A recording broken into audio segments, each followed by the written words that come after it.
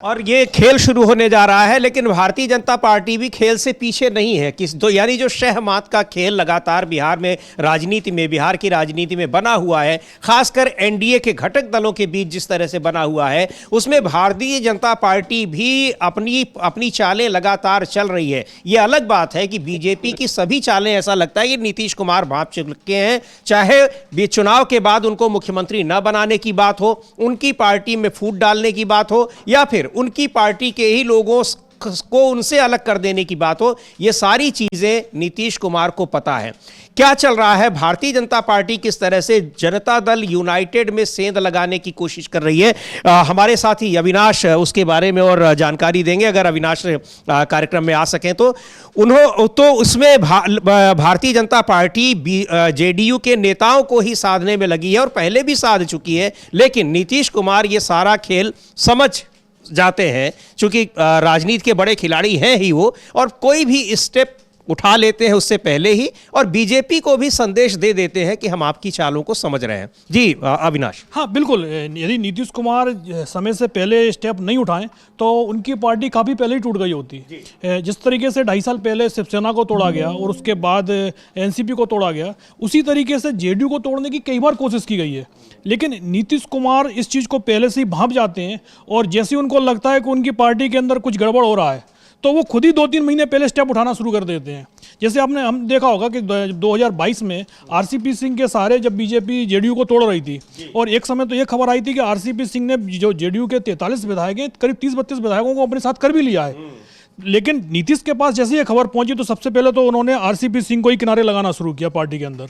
उनको जो केंद्र में मंत्री बन गए थे, उन्हें राज्यसभा ही नहीं भेजा। बोले ठीक है, हम आपको नहीं हटा रहे हैं। मोदी जी कितने दिन तक बनाएंगे? यदि आपकी राज्यसभा सदस्यता खत्म हो चुकी है तो ज़्यादा से ज़्यादा 6 महीने आप और मंत्री रह लेंगे, और 6 महीने रह लीजिए मंत्री, उसके बाद क्या करेंगे? उसके बाद तो मोदी जी को हटाना ही पड़ेगा। तो इस्तीफा जबरदस्ती उनसे एक तरीके से दिलवाया गया।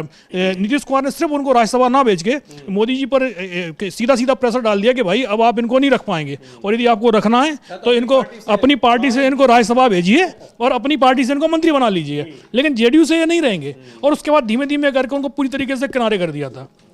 उसी तरीके से इस बार जो संजय झा को बनाया गया कार्यकारी अध्यक्ष, पिछले साल दिसंबर में बनाया गया था 2023 में, तो उसके बाद से ही नीतीश कुमार ने पलटी मारी थी। और ये कहा जा रहा था कि नीतीश कुमार ने जो पलटी मारने की जो बातचीत शुरू की थी, तो डायरेक्ट सीधे गृह मंत्री से उनकी बातचीत शुरू हुई थी, और वो बोलते भी थे कि आज गृह मंत्री का फोन आया है, आधे घंटे तक हमारी उनसे चर्चा हुई है, बिहार के विकास के लिए हुई है बात वो बिहार के विकास की करते थे। लेकिन बात क्या होती थी ये तो बाद में सबको पता चल गया था कि भाई, क्योंकि वो वापसी की तैयारी कर रहे थे। और ये कहा गया फिर अमित शाह के कहने पर ही, क्योंकि ललन सिंह उस समय अध्यक्ष थे, उनको हटा के नीतीश कुमार ने पहले कमान संभाली पार्टी की हाथ में ली। 2 दिसंबर 2023 का वाकया है ये। और उसके बाद जो संजय झा को उन्होंने कार्यकारी अध्यक्ष बनाया। संजय झा अमित शाह के बहुत करीबी रहे हैं, बीजेपी से ही यहाँ आए हैं। उससे पहले भी जब 2014 के समय पर जब जेडीयू में जब बड़े संगठन में बदलाव हुआ था, उस समय भी नीतीश कुमार ही पार्टी के प्रमुख थे, और उस समय उन्होंने प्रशांत किशोर को अपनी पार्टी में महासचिव बनाया था पार्टी का। तब भी यह कहा गया था कि अमित शाह के कहने पर ही बनाया गया। लेकिन दोनों बार जब नीतीश कुमार को लगा कि भाई बीजेपी हमारी पार्टी को तोड़ने की कोशिश कर रही है, तो फिर उन्हें दाएं बाएं होने में उस नेता को किनारे लगाने में समय नहीं लगाया उन्होंने।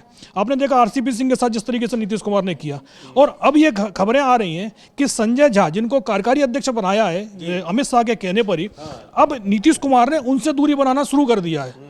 जो संजय झा के लिए कहा गया था, नीतीश कुमार को एहसास है कि संजय झा के जरिए बीजेपी क्या करना चाहती है, क्या कर सकती है। हाँ बिल्कुल, 2 नेताओं को इस समय आइडेंटिफाई किया जा रहा है कि एक तो संजय झा हैं, और दूसरा जो केंद्रीय मंत्री बनाए गए हैं ललन सिंह। ललन सिंह एक समय जरूर बीजेपी के कट्टर विरोधी थे, लेकिन पिछले कुछ दिनों से वो बीजेपी के समर्थक हो गए हैं। समझ में ही नहीं आता है कई बार तो कि वो जेडीयू के नेता हैं कि बीजेपी के नेता हैं, क्योंकि जेडीयू की जो लाइन होती है वो उसको लांघ जाते हैं, वो बीजेपी के बॉर्डर में चले जाते हैं बोलते बोलते। उन्होंने एक तरह से लगा कि वो सब समर्थन कर रहे हैं। हाँ नहीं, समर्थन ही नहीं कर रहा, बल्कि खुलकर समर्थन कर रहे थे। वो तो विधेयक की अच्छाइयां बता रहे थे, और ये बता रहे थे कि भाई जो चल रहा है वो बहुत गलत काम चल रहा है, इस विधेयक से जो वक्फ का स्थिति सुधार होगी, उसकी संपत्तियों पर जो कब्जे हो रहे हैं वो कब्जे मुक्त हो जाएंगे।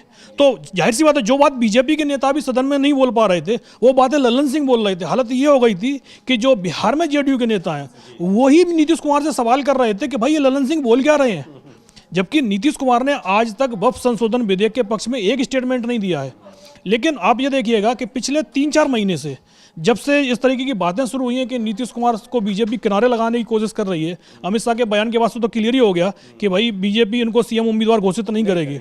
तो उसके बाद से आप ये देखिएगा कि एक तरफ संजय झा जो लगातार अमित शाह से लगातार मुलाकात कर रहे हैं, दूसरी तरफ नीतीश कुमार हैं, उनकी अमित शाह से कोई मुलाकात नहीं हो रही है। वो दिल्ली आते हैं तो नहीं मिलते हैं अमित शाह से, और अमित शाह जब पटना जाते हैं तो इसीलिए उनके कार्यक्रम रद्द हो जाते हैं कि जिस दिन वो पटना पहुंच रहे हैं उस दिन मालूम पड़ा है नीतीश कुमार पटना में ही नहीं है।